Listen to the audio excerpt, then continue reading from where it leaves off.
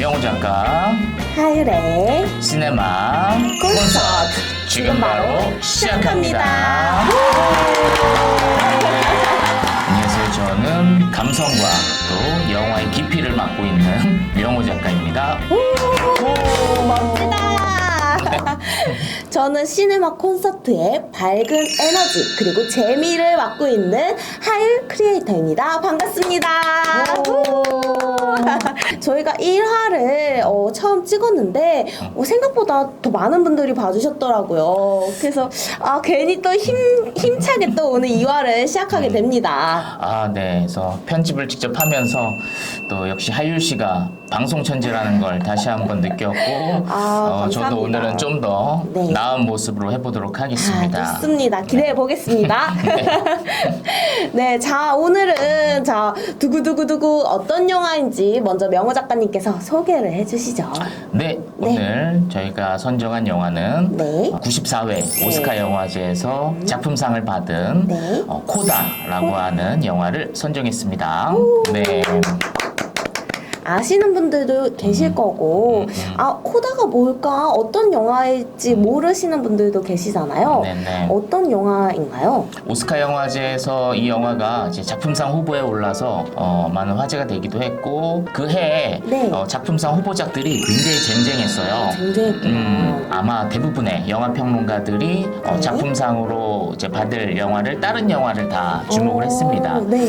그런데 놀랍게도 이제 이 영화가 작품상을 받게 되면서 축하해주는 사람도 있었고 좀 의심하는 사람도 있었고 왜 저 영화가? 네, 하지만 뭐 제 시선에서는 그래도 이 영화 가지고 있는 가치가 지금 시대에 또 필요한 또 가치라는 생각이 들어서 그래서 이번에 영화를 선택을 했고 코다가 뭔지는 하율 씨가 더 잘할 것 같은데. 그럼요. 코다가 뭔지 궁금하신 분들이 분명히 계실 겁니다. 코다는 약자예요. Children of Deaf Adult라는 뜻인데요. 농인 부모님을 둔 그런 청인 아이라는 뜻입니다.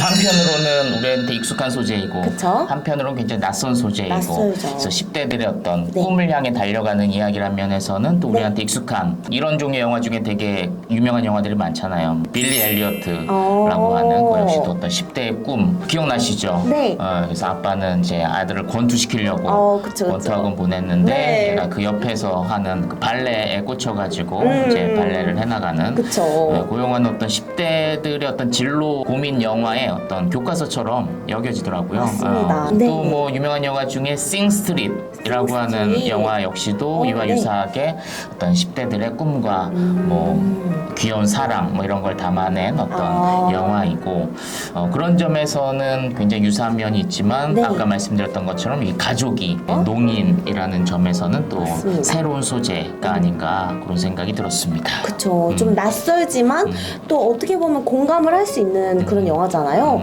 그래서 더 뭔가 우리 일상과 밀접해 있기 때문에 또 상까지 받은 영화라고 좀 생각을 하는 바입니다. 그럼 본격적으로 한번 이 영화에 대한 이야기를 해볼까요? 네, 좋습니다. 이번에도 어떻게 줄거리 소개 되겠습니까? 좀 어려운가요? 좋습니다. 좀 연습 좀 했습니다. 좋습니다. 일단 해보겠습니다. 네. 주인공인 루비가 이제 루비 시점에서 펼쳐지는 영화인데요.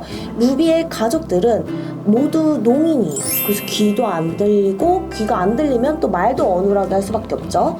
그래서 어렸을 때부터 이 루비는 씩씩한 아이로 자랄 수밖에 없었습니다. 왜냐면 이 가족들의 대신해서 입과 귀가 되어줘야 했으니까요. 그래서 이 루비 친구가 처음에 딱 학교에 들어갔을 때 사실 농인 가족 사이에 있기 때문에 말을 이렇게 하는 거다 라고 알려준 사람이 없었기 때문에 처음에 딱 학교에 들어갔을 때 놀림을 당하게 됩니다. 제 말을 되게 이상하게 해. 저 발음이 왜 저래? 라고 이런 놀림을 많이 당하다 보니까 좀 위축이 다 되어 있는 그런 아이였어요. 그런 루비에게도 행복할 때가 있었습니다. 바로 노래를 할 때인데요. 랄랄라 노래하는 거 좋아하시는 분들도 계시겠지만 노래할 때 되게 자유로워지잖아요. 막 노래를 하면 뭔가 그 가사에 맞춰서 내가 거기에 가 있는 것 같고 그래서 그런 좀 해방감을 느꼈던 것 같아요. 루비는. 그래서 노래하는 게 좋았지만 가족의 생계가 이 루비의 가족의 생계는 또 어업이잖아요. 할아버지 시절 때부터 이제 물고기 잡이 배에서 같이 가족이 함께 물고기 잡아서 팔고 이런 일로 이제 생계를 이어왔는데 또 아시다시피 이렇게 벌이가 그렇게 좋진 않았어요. 그래서 이제 루비도 항상 아침에 아빠랑 오빠랑 같이 물고기를 잡고 학교에 가면 지쳐 잠에 들기 바쁜 거예요. 그래서 사실 노래를 어디서 배워야 되는지 누가 노래를 가르쳐 주는지 몰랐기 때문에 노래에 대한 기본기는 없었습니다. 하지만 음색이 너무 좋죠. OST도 명호 작가님 들어보셨죠? 너무 좋아. 너무 좋습니다. 그래서 그 노래도 이제 루비가 많이 부르는 그런 노래가 많은데 루비에게 삶의 전환점이 찾아옵니다.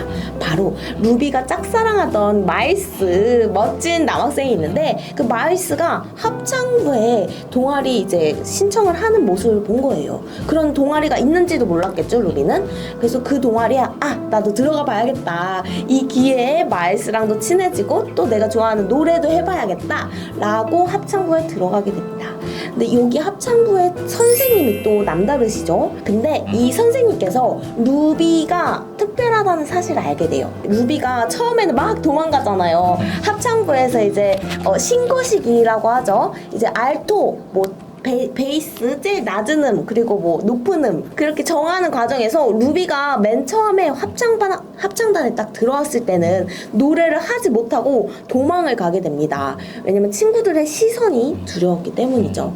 근데 루비가 다시 찾아와요. 나는 그래도 노래를 해야겠다 하면서 선생님께 뚜벅뚜벅 가더니 저는 노래가 하고 싶습니다 라고 하니까 왜 노래가 하고 싶은데? 라고 물어봅니다. 저는 노래를 할 때 너무 행복합니다 라고 이야기를 하는데 그래서 이제 합창단에 루비가 들어가게 되고 선생님의 스파르타식 교육이 들어갑니다. 파파.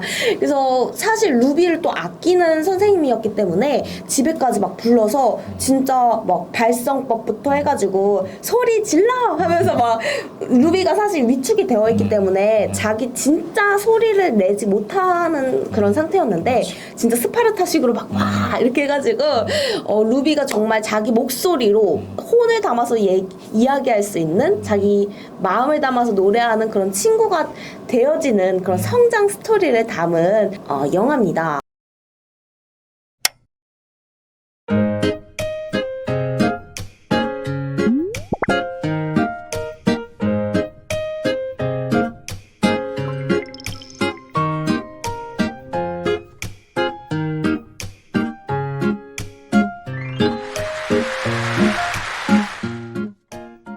물론 이 영화는 원작이 있습니다. 그래서 미라클 네. 벨리에라고 하는 그 영화도 좀 팬층이 있는 영화로 알고 있어요. 전 뒤늦게 봤는데 네. 원작에도 그 명장면이 다 있긴 하더라고요. 네. 그래서 좀 더 대중적인 각색은 많이 돼 있더라고요. 가장 인상 깊은 명장면은 두구두구두구두구두구두구 네. 공개해 주시죠. 네. 그 동아리 발표회 장면이 역시나 저는 제일 좋았던 것 같아요. 그래서 빨간 드레스를 입고 루비가 네. 이제 마일스와 함께 음악에 이제, 맞춰서? 듀엣을 하고 맞아요. 근데 연습할 때도 우여곡절이 많았잖아요. 그쵸. 그래서 좋아하는 남자긴 했지만 또 어색하다 보니까 이제 등을 맞대고 맞아요. 노래를 부르는 장면이라든지 그 장면 너무 좋더라. 그래서 음악으로 교감하는 네. 그러니까 성향에 따라 다른 거죠. 그래서 그쵸. 이렇게 눈을 맞춰야 교감이 되는 사람도 있지만 이렇게 내성적이고 예술가적인 사람은 꼭 눈을 안 마주쳐도 교감을 잘합니다. 눈을 안 마주친다고 꼭 싫어하는 게 아닙니다. 네. 그리고 동아리 발표를 딱 하고 가족들이 또 앉아 있죠. 그래서 그쵸. 많은 사람들이 이들의 노래에 감격을 하지만 가족들은 그 노래를 들을 수 없는 상황을 보여주는데 네. 놀랍게도 연출적으로 이제 사운드를 제거하죠. 맞습니다. 네. 그래서 이제 우리 모두가 그 농인의 네. 시선에서 그 공연을 바라본 듯한 그런 장면. 또 한편으로 더 신선했던 건 그 장면이 마치 영화적 실험처럼 보였기 때문에 더 저한테는 신선했어요. 그래서 그러네요. 그 장면 네. 자체가 이 부모님의 마음에 감정이입을 할 수 있어서 좋았지만 네. 그리고 더 깊게는 하나의 영화적 실험 같은 느낌에서 영화에서 가장 중요한 요소가 사운드인데 그걸 제거함으로 인해서의 어떤 낯선 네. 느낌인데 오히려 더 또 집중이 되는 그쵸. 그런 장면, 명장면이 아닌가 싶고 네. 너무 아쉽잖아요. 관객 입장에서 너무 듣고 싶은 노래인데 음악을 못 들었으니까 네. 그래서 이제 그 다음 씬에서 이 딸이 아빠만을 위해서 맞아요. 노래를 한 번 더 네. 불러주고 네.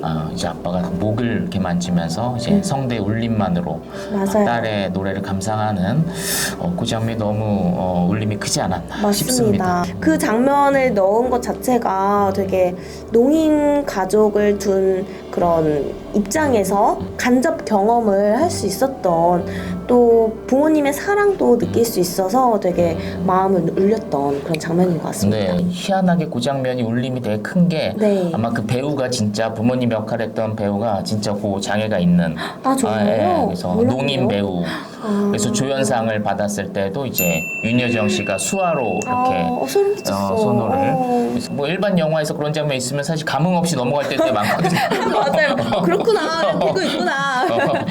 이 영화에서 그 지나가는 장면도 울림을 주더라고요. 그래서 그게 영향이 좀 있는 것 같아요. 그 다음에 이런 영화에서 흔한 설정이 이제 네. 자녀와 부모의 갈등 속에서 이제 부모님은 무조건 나쁜 존재처럼 묘사하는 경우가 많았거든요. 그리고 부부 사이가 안 좋은 설정이 대부분이었어요. 제가 아까 말씀드렸던 싱스트리트 같은 영화 보면은 네. 부모님 사이가 너무 안 좋으니까 막 이혼하니 많이 이러다 보니까 이제 아이가 음악의 꿈을 꾸는 그런 설정으로 나옵니다. 코다의 독특한 점은 부부 사이가 굉장히 좋고 Avoid sex for 2 weeks.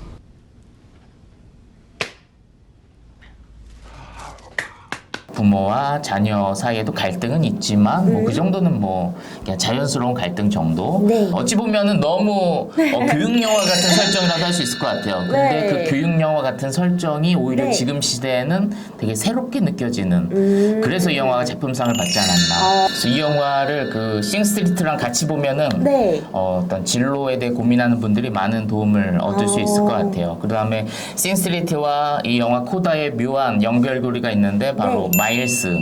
마일스가 싱스트리트에서 주인공이에요. 아, 정말요? 네, 거기에서 이제 더 어렸을 때죠. 네. 이렇게 귀여운 시절에 이제 학교에서 되게 모델처럼 생긴 한 여자한테 반해가지고 그 여자한테 다가가서 이제 거짓말을 해요. 내가 음악하는 사람인데 뮤직비디오 배우가 필요하다. 그래서 좀 출연해달라 이렇게 거짓말을 해놓고 막 뒤늦게 막 작곡을 하고 막 이렇게 되게 귀여운 꼬마로 나오거든요. 그래서 이 아이의 부모님은 맨날 이혼하느니 마느니 싸우고, 그래서 부모님과의 관계의 설정을 이 영화 코다에서 그대로 가져왔더라고요. 그래서 마일스가 이제 루비한테 우리 가족은 가족스럽지가 않아 뭐 이런 맞아요. 얘기를 하잖아요. 그죠? 네. 그래서 그 싱스트리트의 설정을 조금은 가져와서 뭔가 거기에서 서사가 연결된 듯한 그런 느낌이 들어서 훨씬 재미있었고. 네, 마일스는 성장 영화 그냥 고정인가 보네요. 거기 보면서 보는 재미도 있지만 듣는 재미도 있죠.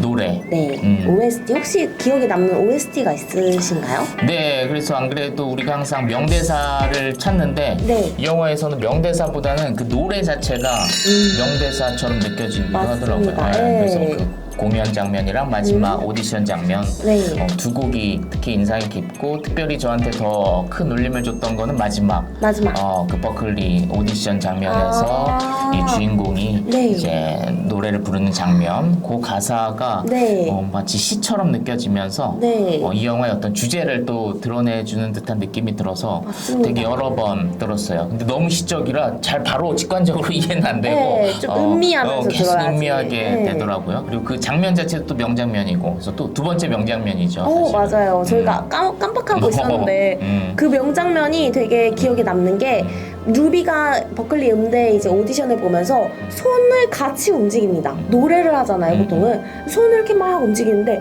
심사위원이 좀 뭐 하는 거지? 라고 보는데 이렇게 위에 보니까 알고 보니까 루비의 가족들이 루비를 보고 있던 것이었어요. 그래서 루비가 가족들이 보고 있음 가사를 또 전달을 해주기 위해서 수화로 같이 노래를 하는데 오히려 그게 더 애절하죠. 그렇죠. 네, 마음도 그래서 담기고. 처음에는 심사위원 앞에서 노래할 때는 루비가 잔뜩 긴장을 긴장하죠. 하는데 이제 수화하면서 이제 포커스가 심사위원이 아니라 이제 가족을 향해 시선이 옮겨지면서 완전 자유로워지고 네. 노래에 다시 또 영혼이 생기면서 울림이 너무 커지는, 그래서 맞습니다. 노래 가사도 너무 좋았어요.